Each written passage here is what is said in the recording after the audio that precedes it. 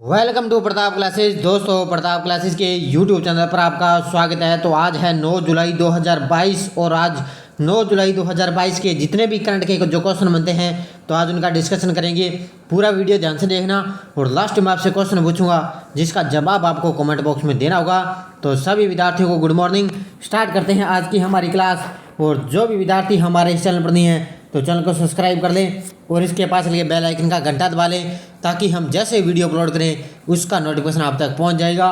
Video like share करते रहना। PDF आपको इसकी टेलीग्राम पर प्रताप क्लासेस सर्च करके वहां से आप डाउनलोड कर सकते हो और इस वीडियो के डिस्क्रिप्शन में भी टेलीग्राम का लिंक है, वहां जाकर भी इसकी पीडीएफ आप डाउनलोड कर सकते हो। तो स्टार्ट करते हैं आज की हमारी क्लास। पहला क्वेश्चन देखिए, हाल ही में मानगढ़ पहाड़ी को राष्ट्रीय महत्व का स्मारक घोषित किया गया जाएगा, यह किस राज्य में है? तो हाल ही में मानगढ़ पहाड़ी को राष्ट्रीय महत्व का स्मारक घोषित किया जाएगा, यह किस राज्य में है? तो ये है राजस्थान में। यहाँ पर ये राजस्थान के मानगढ़ पहाड़ी है, बांसवाड़ा जिले में, और अभी इसको राष्ट्रीय महत्व का स्मारक घोषित किया जाएगा और ये किस राज्य में है? राजस्थान में। देखो मुख्य तथ्य, राष्ट्रीय स्मारक प्राधिकरण के अध्यक्ष श्री तरुण विजय के नेतृत्व में राष्ट्रीय स्मारक प्राधिकरण की एक टीम ने आज़ादी का अमृत महोत्सव के वर्ष में राजस्थान में मानगढ़ पहाड़ी को राष्ट्रीय महत्व का स्मारक घोषित करने पर अपनी रिपोर्ट प्रस्तुत की है। तो राष्ट्रीय स्मारक प्राधिकरण के अध्यक्ष कौन है? श्री तरुण विजय।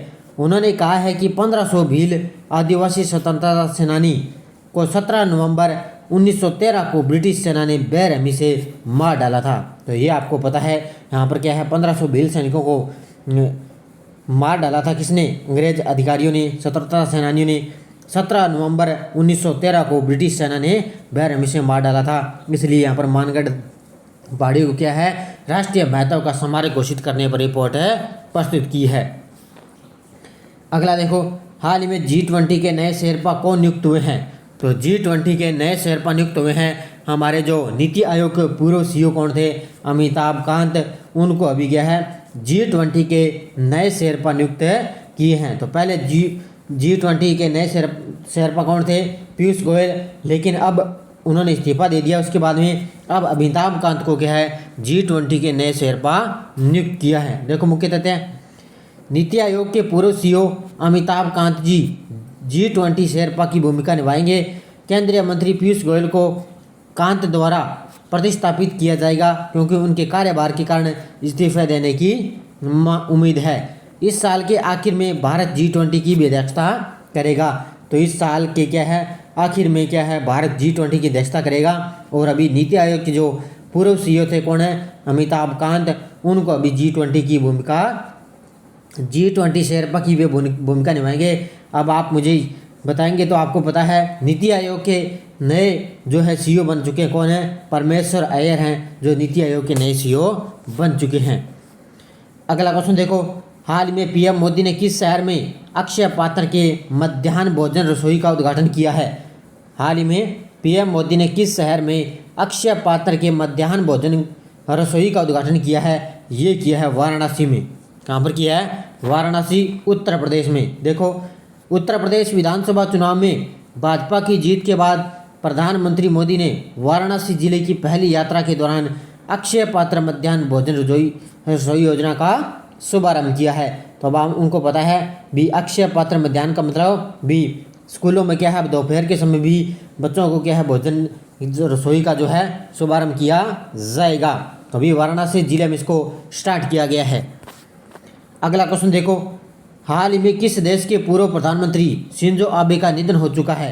तो अब आपको कल पता है ये जापान के पूर्व प्रधानमंत्री थे शिंजो आबे। कल इनको क्या है, एक बैठक हुई थी, उसमें इनको क्या है, गोली मारकर इनकी हत्या की गई है। तो पूर्व प्रधानमंत्री शिंजो आबे का निधन हो चुका है और ये जापान के पूर्व प्रधानमंत्री थे। देखो मुख्य तथ्य, जापान के पूर्व प्रधानमंत्री शिंजो आबे जिन्हें पश्चिमी जापान के नारा शहर में एक चुनाव अभियान के दौरान गोली मार दी गई थी और उनका निधन हो चुका है। तो आपको पता है जापान नारा शहर में क्या है, एक चुनाव अभियान के दौरान उनको गोली मार दी, उनका निधन हो गया। 2020 में इस्तीफा देने तक देश के सबसे लंबे समय तक प्रधानमंत्री ये रहे हैं। तो ये भी आपके लिए खास है, ध्यान रखना इसका। 2020 में इस्तीफा देने तक देश के सबसे लंबे तक प्रधानमंत्री रहे हैं कौन है? जापान की ये पूर्व प्रधानमंत्री शिंजो अबे, उनका हाल ही में अब निधन हो चुका है। अगला देखो, हाल ही में 2023 में भारत के सबसे बड़े शॉपिंग फेस्टिवल की मेजबानी कौन सा शहर करेगा? तो ये करेगा नई दिल्ली। कौन करेगा? नई दिल्ली शहर 2023 में भारत के सबसे बड़े शॉपिंग फेस्टिवल की मेजबानी करेगा। देखो मुख्य तथ्य, मुख्यमंत्री अरविंद केजरीवाल, दिल्ली का मुख्यमंत्री आपको पता है अरविंद केजरीवाल है, उन्होंने घोषणा की है कि दिल्ली अगले साल 28 जनवरी से लेकर 28 फरवरी तक अपने सरकार समर्पित शॉपिंग फेस्टिवल की मेजबानी करेगा। तो यह भारत में अब तक का सबसे बड़ा शॉपिंग फेस्टिवल होगा। तो ये ध्यान रखना भी, अगले साल क्या यानी कि 28 जनवरी से 26 फरवरी तक के बीच में क्या है, ये जो अरविंद केजरीवाल उन्होंने घोषणा की है कि जो शॉपिंग फेस्टिवल की मेजबानी करेगा दिल्ली शहर। अगला देखो, हाल ही में अमूर्त सांस्कृतिक विरासत की सुरक्षा के लिए यूनेस्को की अंतर सरकारी समिति के लिए किस देश को चुना गया है? ये चुना गया अपने देश भारत को। जिसको? अपने देश भारत को हाल ही में क्या है, अमूर्त सांस्कृतिक विरासत की सुरक्षा के लिए यूनेस्को की अंतर सरकारी समिति के लिए भारत देश को चुना गया है। देखो मुख्य तथ्य, भारत को अमूर्त सांस्कृतिक विरासत की सुरक्षा के लिए यूनेस्को कन्वेंशन के 2022 से 2026 तक चक्कर में भाग लेने के लिए इसको चुना गया है। पेरिस में यूनेस्को का मुख्यालय में 2003 के सम्मेलन की 9वीं महासभा के दौरान अंतर सरकारी समिति के चुनाव भी हुए थे। तो ये ध्यान रखना, अभी क्या किसको चुना गया है? अपने देश भारत को। अगला क्वेश्चन देखो, हाल ही में IMF की पूर्व मुख्य अर्थशास्त्री की दीवार पर प्रदर्शित होने वाली पहली महिला बनी है। तो ये है गीता गोपीनाथ। कौन है? अभी IMF की पूर्व मुख्य अर्थशास्त्री की दीवार पर प्रदर्शित होने वाली पहली महिला बनी है गीता गोपीनाथ। देखो मुख्य तथ्य, भारत में जन्मी गीता गोपीनाथ अंतर्राष्ट्रीय मुद्रा कोष की पूर्व मुख्य अर्थशास्त्रियों की दीवार पर प्रदर्शित होने वाली पहली महिला और दूसरी ये भारतीय बनी है। इससे पहले सम्मान प्राप्त करने वाले पहले भारतीय रघुराम राजन थे। तो ये ध्यान रखना, पहले कौन थे? रघुराम राजन थे 1 नंबर पे, और 2 नंबर पे है दूसरी महिला। तो 2 नंबर पे कौन है? गीता गोपीनाथ। इसका संबंध है भारत देश से। तो ये ध्यान रखना, अच्छी तरह से पढ़ लेना। अगला देखो, हाल ही में NEP को लागू करने पर 3 दिवसीय संगोष्ठी कौन शुरू करेंगे? हाल ही में NEP को लागू करने पर 3 दिवसीय संगोष्ठी कौन शुरू करेंगे? तो हमारे देश के प्रधानमंत्री मोदी जी। कौन शुरू करेंगे? प्रधानमंत्री मोदी। देखो, राष्ट्रीय शिक्षा नीति 2020 में उच्च शिक्षा के लिए नामित 9 विषयों पैनल पर चर्चा का विषय होगा।